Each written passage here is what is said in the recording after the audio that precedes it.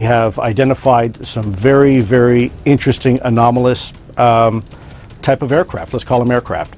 Things that don't have any obvious flight surfaces, any obvious forms of propulsion, and maneuvering in ways that include extreme maneuverability beyond, I would submit, the healthy G-forces of a human or anything biological.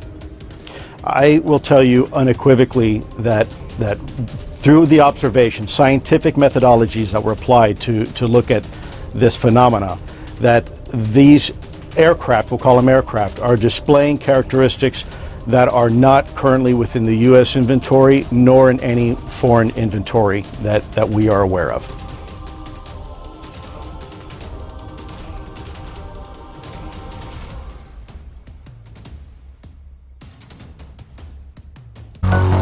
It's an unsolved mystery keeping this neighborhood awake at night. Sounds like 50 trucks starting up when it's very loud. What is it? There are a lot of theories. Spaceships from outer space to American military installations. Tonight, the defenders on the case of the mysterious Windsor hum. A persistent noise, sometimes compared to an idling truck or the distant rumbling of thunder, is plaguing many who live across the Detroit River. The noise is known as the Windsor hum, mysteriously heard on the Canadian side, but very few, if any, complaints on the Detroit side of the river. Professor Colin Novak should know. As a professor at the University of Windsor, he was assigned to study the hum. Because it's a cross-border issue, that's when the federal government became involved. The professor and his team started their study in 2013 with sophisticated sound recording devices operating 24/7. One morning, we did get an alert, and we went and checked the data, and it was definitely the characteristics of the hum. What does it sound like, feel like? It would sound like a big truck or even a train engine parked outside of your house, idling out in the street. So it'd have this low frequency rumble to the point where it could even cause your windows to rattle a little. You hear that? What the heck is that? Luna!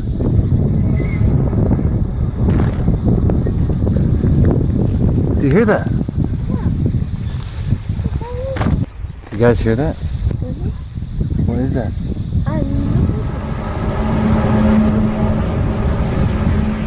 What is that? It's like moving. You feel the ground moving? Yeah? What the heck is that? I know what they are. Any idea what that is? They are animals that live on the ground and walk around. Oh my gosh, did you hear that? My 4-year-old thinks it's animals that live underground and walk around. I think. Guys, what is going on? Strange sounds are being heard around the world. In Sweden, this sure sounds like a trumpet. In Michigan, another trumpet-like sound. This is in fact a worldwide phenomenon, and I'm calling it the worldwide hum. Check out his Hum Map Data project. To date, some 17,000 civilians and scientists from around the world who call themselves hummers have reached out to him, saying they heard the same thing. McPherson thinks the mysterious hum could be caused by low-frequency sound waves that sound like this.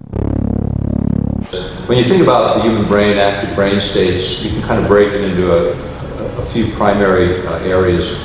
In the extremely deep sleep states, you have a delta range, which is 1 to 4 hertz approximately, or think about a hertz as a pulse per second or a vibration per second, just to keep it simple. So 1 to 4 vibrations per second is delta. The next stage, theta, which is approximately 4 to about 7 hertz, and then 7 to 12 hertz is the alpha range, and then even the beta range, which is, I think, where everyone is right now, because I don't see anyone falling asleep.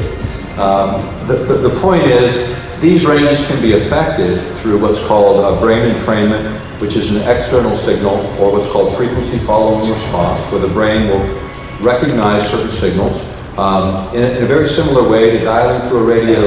You know, you pick up the radio station, get a nice clear signal when you have harmony between the transmitter and the receiver, or you have resonance between the receiver and the transmitter. The same is true with the human body. Most of the models that look at the human body use chemical models, although that has changed a great deal in the last 20 years. It went from chemical models to electrochemical models to perhaps electromagnetic models that drive the chemistry. There's a lot of ways to influence the mental process. The modern techniques, the modern methods deal with what's called brain entrainment. This is the idea of creating what's called a frequency following response. This is where an external signal is generated that the brain recognizes and begins to lock onto and begins to mirror. And so you have, say, an external signal coming in at a very low frequency range that happen to be within the range of biological activity. What will happen is, if you're monitoring brain activity with an EEG, for example, you can actually see the brain begin to mirror the pulse rate of these external apparatus, which then changes the chemical reactions within the brain and changes emotional state as a very simple method of changing behavior. Hey Heartbeaters, Trace here for D-News. You probably know that the way you feel can affect your heart rate. If you're feeling calm, your heart rate is nice and slow, and chances are you don't even feel it. But when faced with fear or something really exciting, you might feel your heart pounding away in your chest. But your heart rate doesn't respond to what you're feeling. It does, in some ways, control how you feel as well. A study led by Dr. Sarah Garfinkel and published in 2016 in the journal Trends in Cognitive Sciences found cardiovascular arousal, or that state where your heart is pumping faster or harder than normal, can actually intensify your feelings of fear and anxiety. The researchers say this happens because every heartbeat, the strength, the timing, is signaled to the brain thanks to receptors in blood vessels called baroreceptors.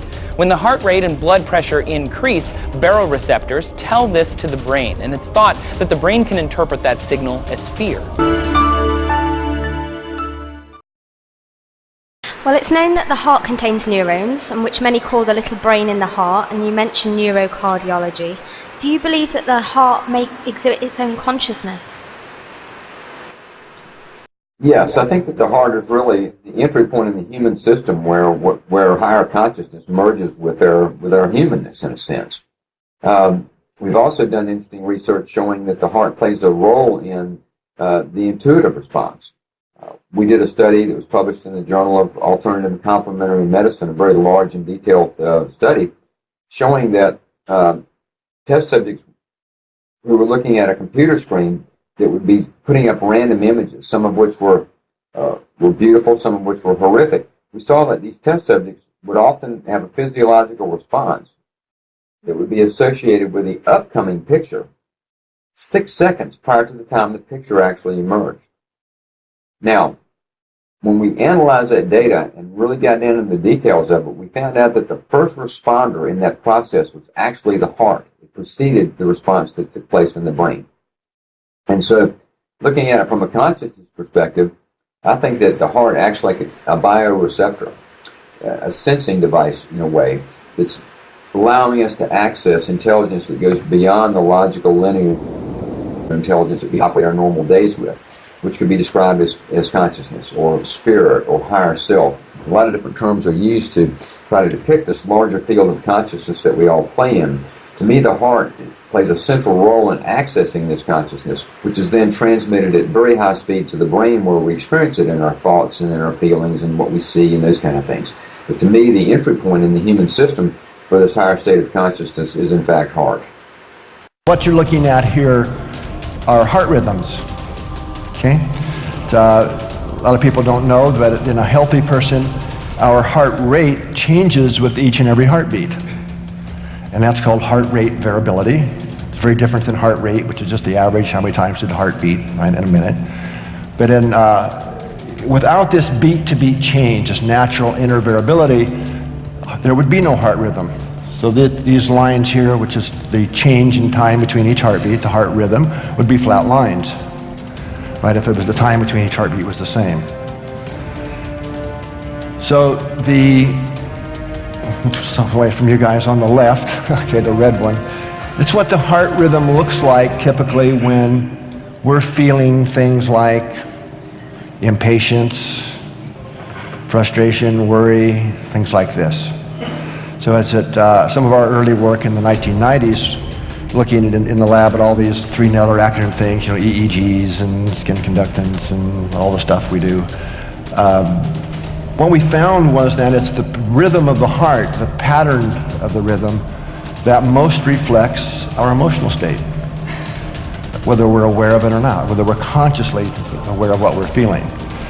Now, there's a whole science of why that's true I won't go into today, but that's what the one on the red one is what we call an incoherent rhythm, and it quite literally reflects the activity in our nervous system. Right? So it's incoherent. Things aren't communicating well. The inner systems are out of harmony, literally, measurably. Same person we're looking at here. So the blue one on the right is what we call coherence or heart coherence. So this is the heart's rhythm, which it naturally emerges when we're feeling things like love, kindness, appreciation, compassion. Okay? Make sense? And so chasing that rabbit down the hole, there's now like literally 400 independent studies that have confirmed that as we teach people how to spend more time in the coherent state, how to shift into that state and practice it, and that becomes our new what we call baseline, that is ultimately the ultimate optimal state. Resonance is the idea of well, let's look at a radio transmitter and radio receiver. What actually happens when a signal is transmitted? There's a resonance, a harmony between the transmitter and receiver, so that's how you actually hear radio on a mechanical device, as an example, electronic device.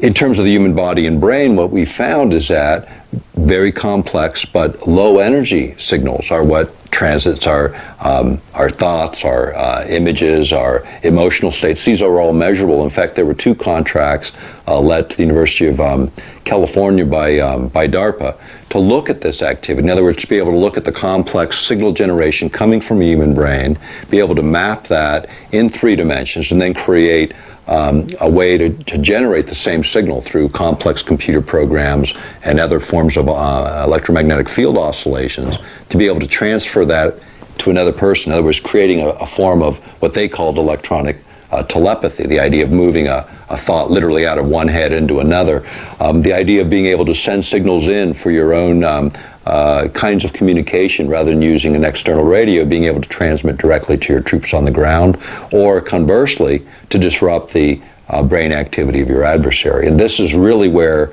the science of mind effects has gone over the last several decades, to that kind of precision, using any electromagnetic carrier. In fact, there's a great article produced by the U.S. Army War College.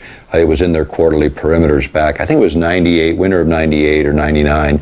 But the article is easy to find. It's called "The Mind Has No Firewalls," which is a reiteration of a Russian military journal talking about all the different ways, and essentially any electromagnetic carrier, whether it's the internet, television, radio, or these larger systems like HARP, or something more directional oriented towards an individual, can alter mental states, behaviors, even planning particular thoughts or ideas within the consciousness of individuals. Then in November, Elaine, he went into that federal facility in Anchorage, which, by the way, is very routine. A lot of people will go to an FBI office with a tip or information. He walked in saying people were trying to control his mind. Any electromagnetic carrier can be used. You can use the power grid, you can use the internet, telephone, any wireless system. It can be overridden with a signal. In fact, during the first Gulf conflict, the first Gulf War of Bush 1, they actually, Scottish media reported after the effects of exactly this kind of technology. And we used a project called Project Solo, where we had this plane crammed full of electronic apparatus, and what it does is it piggybacks a signal on the local broadcast. So for instance, in that region, everyone listens to the Muslim music and prayers at particular times during the day. We could piggyback a signal that generated fear, anxiety, high stressors. And if you remember, in that first Gulf War, we had the third or fourth largest army in the world at the time collapsing like school kids going on their first fire drill. I mean, they just gave up en masse to a handful of troops at certain times, but it was fear and anxiety that was piggybacked on the normal music going in to those regions, music that our troops weren't necessarily listening to. So it was a way to send that in, and this again is probably one of the most insidious forms of of warfare when you think about it, because you can do it without any detection. I mean, you don't even have to have troops on the ground. You can use any of these mediums to influencing behavior of very large segments of the population. In fact, it was a Canadian researcher, Persinger, and I believe at Laurentian University, that talked about this in the mid-90s in a paper he published, talking about exactly that all you would have to do is create a complex signal, broadcast it over a large area, create a certain level of dis-ease or anxiety in the population, and then do something as simple as run a normal radio or television broadcast, a press release, indicting some group or some event as the source of your ills. And a certain amount of this public sentiment would then drift that direction. And as we all know in politics around the world, doesn't take much to move an issue an awful long distance. This is a kind of technology that we're talking about here in this century. We have to stop these signals from manipulating our heart. The heart is the entry point to our brain, so we have to put a firewall on our heart. We have to neutralize these signals using either the teaching from the Quran, the Bible, the Torah, or from our moral conscience if we believe in karma. If we solidify our heart with goodness, no amount of evil signals can actually alter our conscience or make us do evil deeds. Remember, heart is the entry point to our brain, so we have to solidify our heart.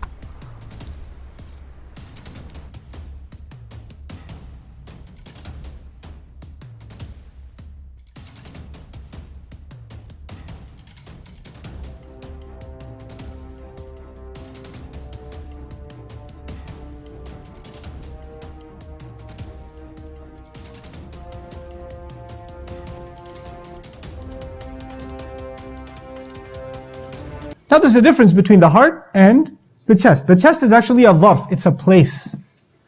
The thing inside this place, the treasure inside this place is the heart. Shaitan has access not to your heart. Shaitan has access to your chest. Think of the heart as your home. And think of the chest as the fence around your home, the front porch, the backyard. Shaitan has access to your property, but he can't walk in until you open the door. You understand? The heart is your home, and that's locked. You can't let him in. But he will come and knock. Hey, you want to listen to something? Hey, I got something for you. Our job is to sense when Shaitan is knocking on our hearts. Because he's close, he's in the chest. He is in the chest. And he will whisper in the chest. And when someone's knocking on the outside, can it be heard inside? Can it be? Yeah. And the thing is, sometimes when people knock, you can shoo them away, and sometimes people knock, and what happens? You open the door. If you open the door enough times, he moves in. He just moves in. And when an outsider moves in, they start redecorating the place. You understand that, right? And so what happens is, if you don't let him in, you have your own sense of what is beautiful. You have your own sense of what is good and what is not, which colors are nice, what furniture is nice. But when you let the intruder move in, you come one day and the walls are pink and the furniture is green, you know, and all the plates are purple. And what just happened here? Well, this is my taste. This is what I like. You know, he's turned the kitchen into a living room and the bathroom into a guest room, and you're like, what is going on here? Why am I telling you this? Because if you let Shaitan inside of your heart, inside of that home, then what used to be beautiful becomes ugly, and what used to be ugly becomes beautiful. And that's why Allah says, وَزَيَّنَ لَهُمُ الشَّيْطَانُ أَعْمَالَهُم. Shaitan beautified their deeds for them. Shaitan cannot make anything ugly beautiful to you until he is where? Inside of your hearts. Now if you don't let Shaitan in your heart, what is still in your heart? Iman.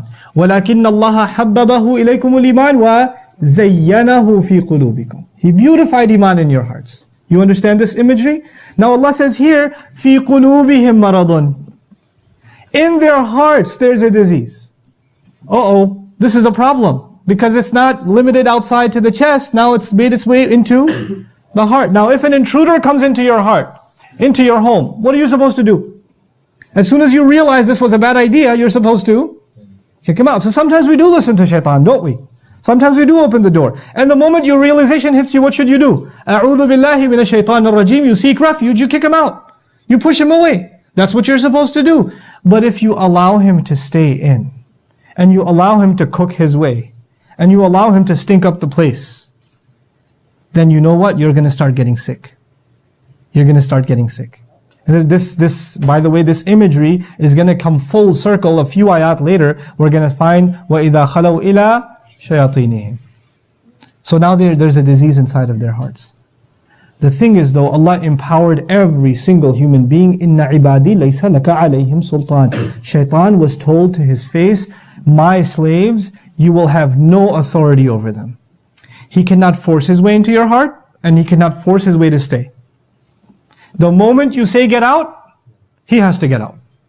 So if you let him in and you let him stay, that's not because he has control, it's because you never kicked him out. And if you refuse, Allah gave you every tool possible to kick him out. Just say A'udhu Billah. Just make istighfar. He'll be gone. The scriptures are correct. Heart is the gateway to the brain. So protect it. Guys, what is going on? Strange sounds are being heard around the world. In Sweden, this sure sounds like a trumpet.